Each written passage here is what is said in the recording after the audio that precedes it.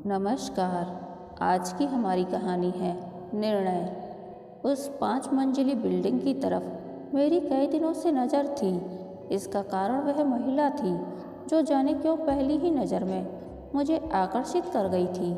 उसकी शख्सियत में ऐसी कोई विशेष बात नहीं थी जिसके लिए मैं रोज़ उसे निहारती।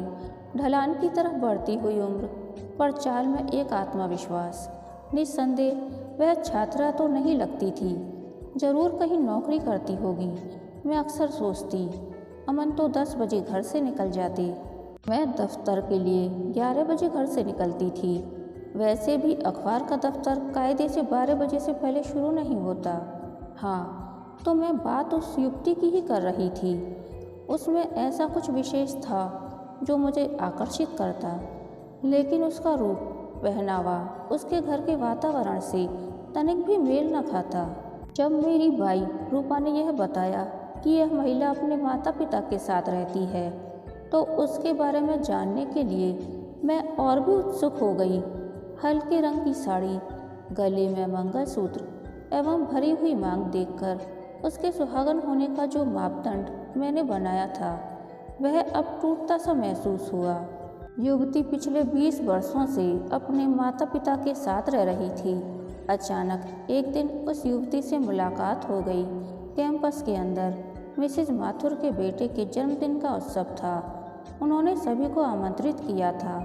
हालांकि मैं भीड़ का हिस्सा बनने से सदैव बचना चाहती थी, लेकिन यह निमंत्रण मैंने यह सोचकर स्वीकार कर लिया कि संभवतः वहाँ वह महिला भी आई। मिसेज माथुर के घर अच्छी खासी रौनक थी। वे मुझे महिलाओं की भीड़ में खींच ले गईं और सभी से मेरा परिचय करवाने लगीं। अचानक मेरी नज़र उस महिला पर पड़ी। वह सामने पड़े सोफे पर चुपचाप अकेली बैठी थी। होंठों पर हल्की सी मुस्कुराहट थी उसके। मैंने दोबारा उसे पलट कर देखा तो वह खुलकर मुस्कुरा दी। यह मेरे लिए आमंत्रण था। मैं टहलते हुए उसकी तरफ बढ़ गई। मुझे पास आया देख उसने मेरा अभिवादन किया। हेलो, मैं रजनी हूँ, सामने वाले फ्लैट में। जानती हूँ, मैं मनीषा, जीवन ज्योति अखबार में। हम दोनों ही हंस दी। मैंने महसूस किया कि उसकी हंसी में भी एक खामोशी थी। आप अकेली ही आई हैं? मेरा मतलब अंकल आंटी? मैंने उत्सुकतावश पूछा। नहीं, बाबा की तबीयत कुछ नरम थी, सो माँ भी रुक गई। माथुर भाभी कहाँ मानने वाली थी, सो मुझे ही आना पड़ा।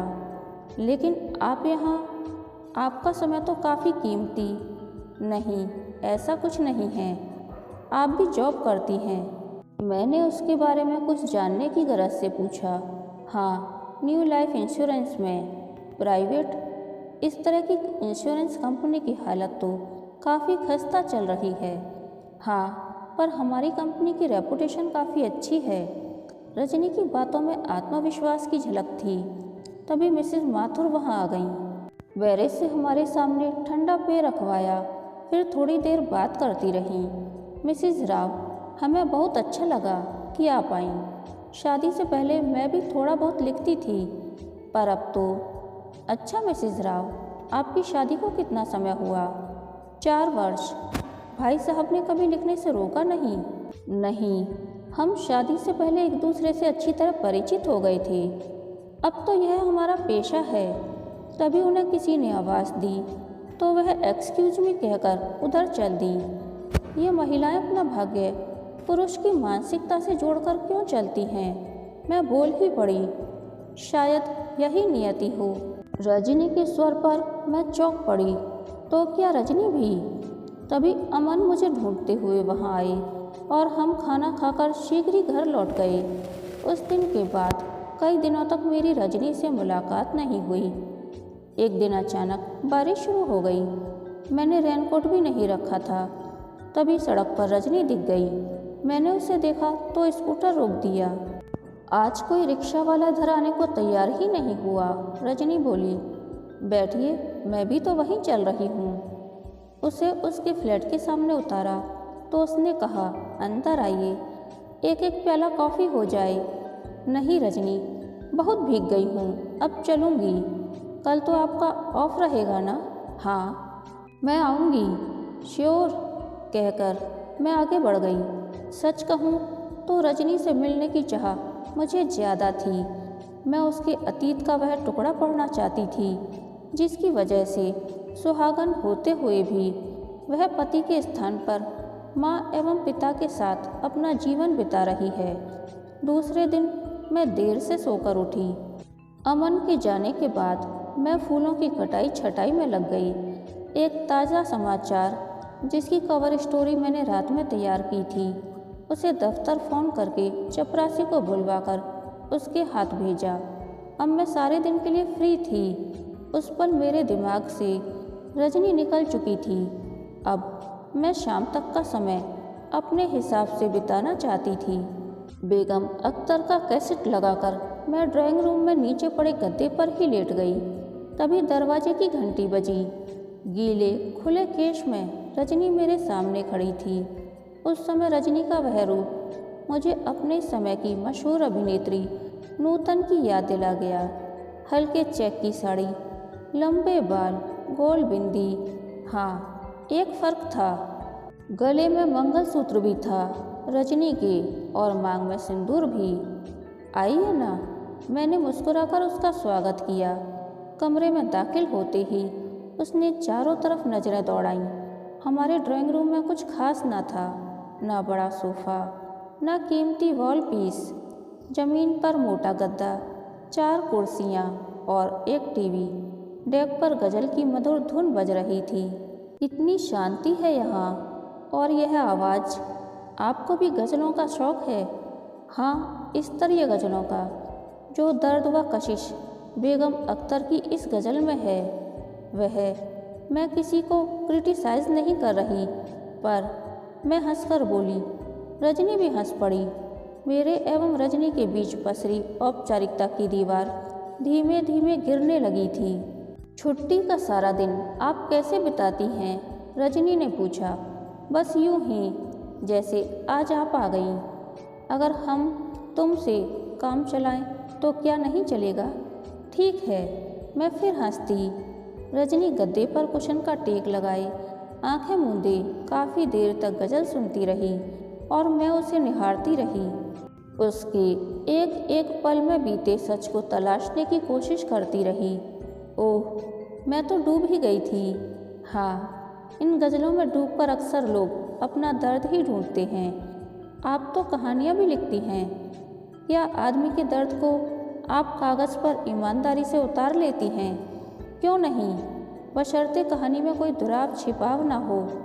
उस जिंदगी को क्या छिपाना जो खुद एक नंगी तस्वीर हो। रजनी का स्वर कुछ धीमा था। रजनी, उसे पुकार कर मैं चुप हो गई। मैं जानती थी कि उसका दर्द गले तक आ चुका है, बस उगलना बाकी है।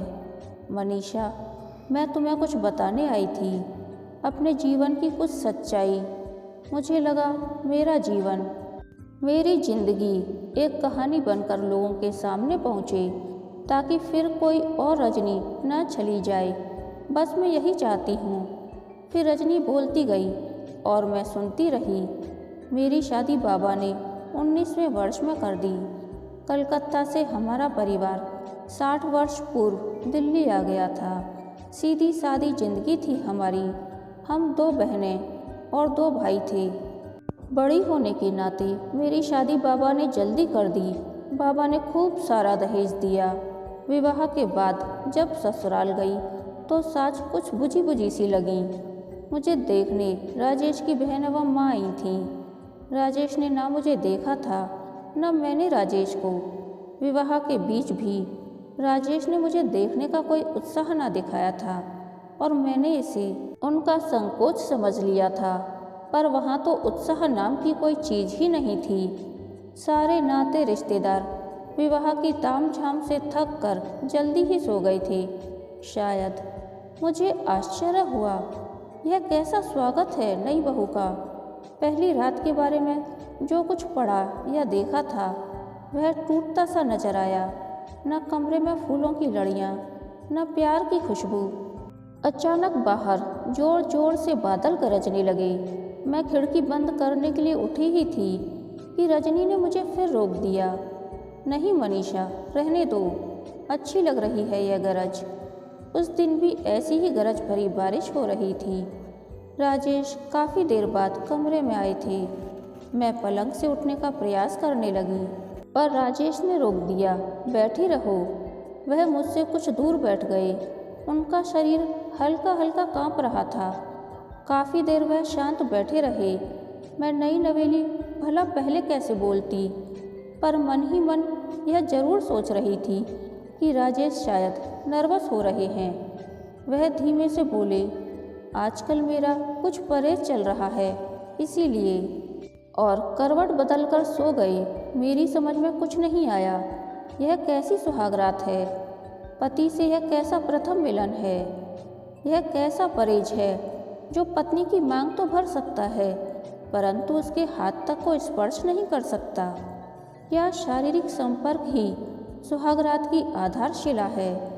क्या राजेश मुझसे बात भी नहीं कर सकते थे? पल भर में ही कई सवालों ने मुझे घेर लिया। दूसरे दिन भी उनका वही रवैया रहा।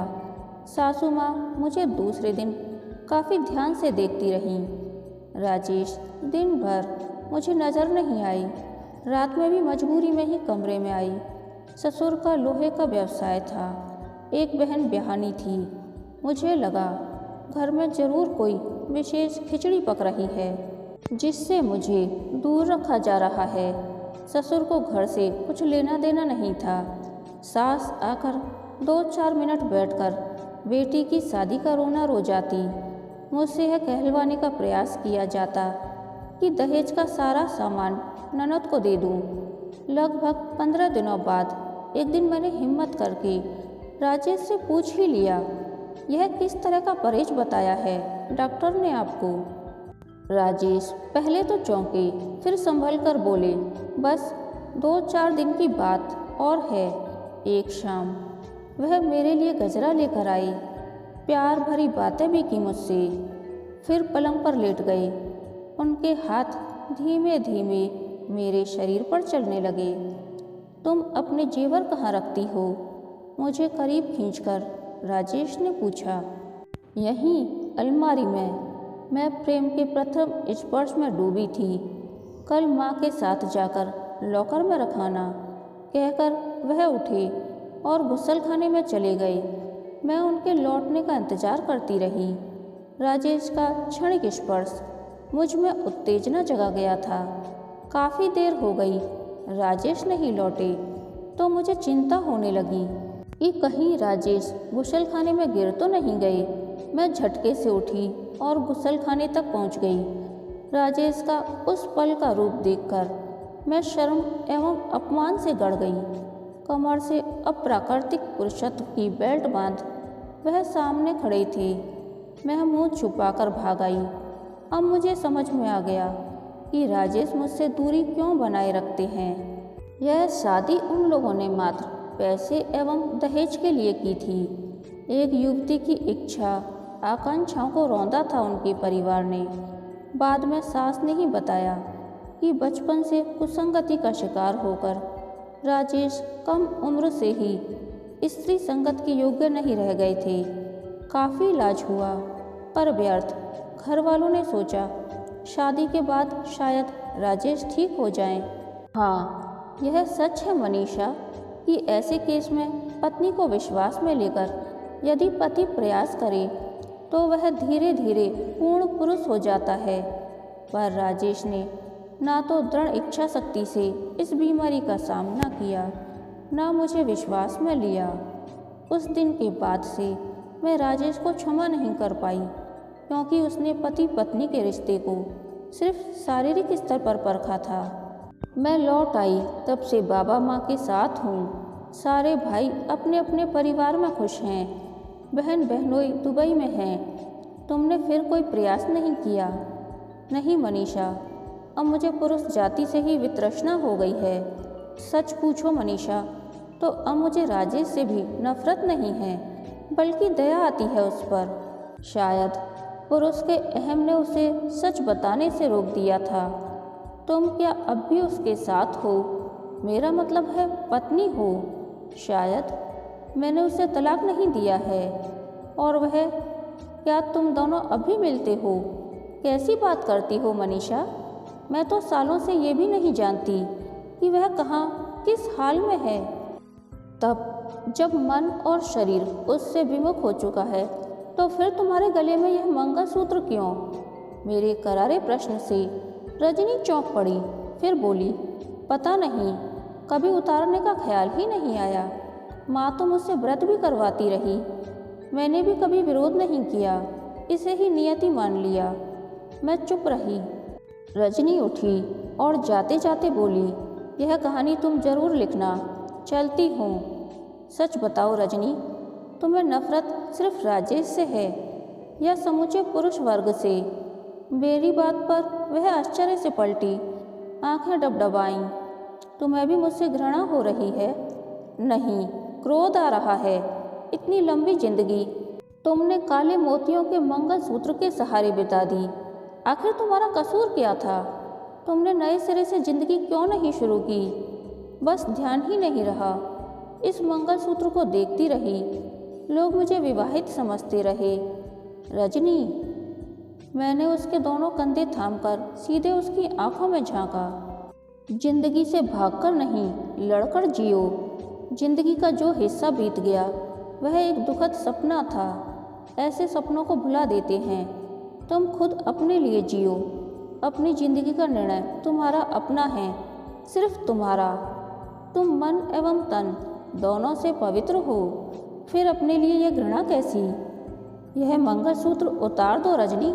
रिश्तों के शव ढोए नहीं जाते, दफना या जला दिए जाते हैं। जिंदगी में रंग भरो अपने लिए। रजनी चली गई। 2 दिन तक वह मुझे नहीं दिखी। तीसरे दिन वह मुझे नजर आई। हल्की रंगीन साड़ी, ढीला जूड़ा, छोटी सी बिंदी। हाँ, गले में मंगलसूत्र और मांग में सिंदूर नहीं था। मैं मुस्कुरा दी और रजनी की यह कहानी लिखने बैठ गई। मैं जानती हूँ रजनी की कहानी अभी अधूरी लगेगी, लेकिन इतना विश्वास है मुझे कि उसकी ज़िंदगी में अब बहारों के फूल जरूर खिलेंगे।